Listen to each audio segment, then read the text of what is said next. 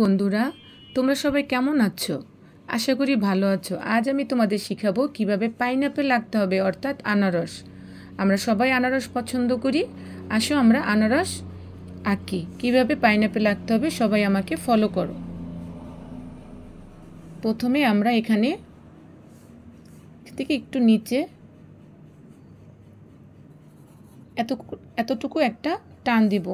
ঠিক এটার মাঝে গিয়ে আমরা নিচে এটা ছোট করে টান দেব। এটা একটু বড় হবে এবং এটা একটু ছোট হবে।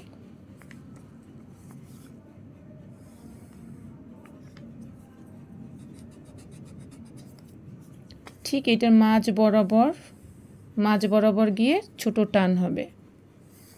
এরপরে আমরা এই করব, এখান থেকে আমরা ঘুরিয়ে নিয়ে ঠিক এইভাবে মিলিয়ে দিব। আবার এখান থেকে ঠিক ঘুরিয়ে নিয়ে এই পাশে মিলিয়ে দিব।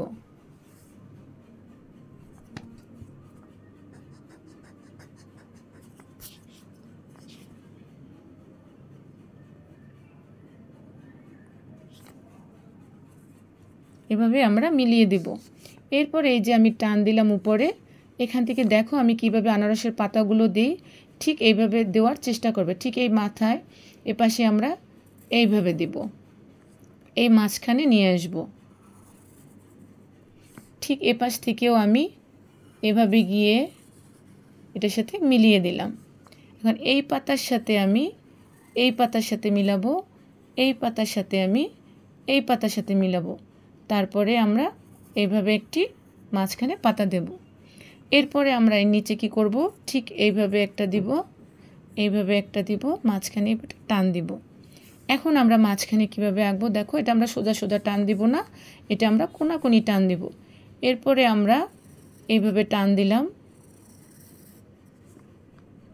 বেশি ঘন ঘন দিবে না, একটু পাতলা পাতলা করে দিবে।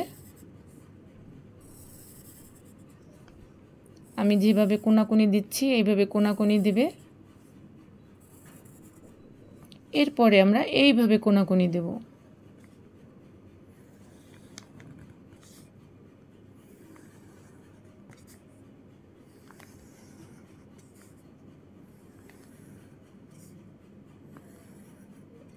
হয়ে গেল। এখন আমরা মাঝখানে কি করব, ঠিক এইভাবে কাটার মতো দেব। কারণ আমরা দেখেছি আনারসের গায়ে একটু কাটা কাটা থাকে। এইভাবে যদি আমরা দিই, প্রতিটার মাঝখানে এইভাবে কাটা কাটা দিয়ে যাব।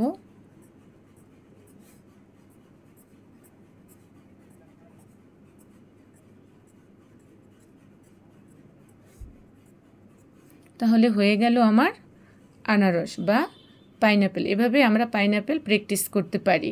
সবাইকে ধন্যবাদ।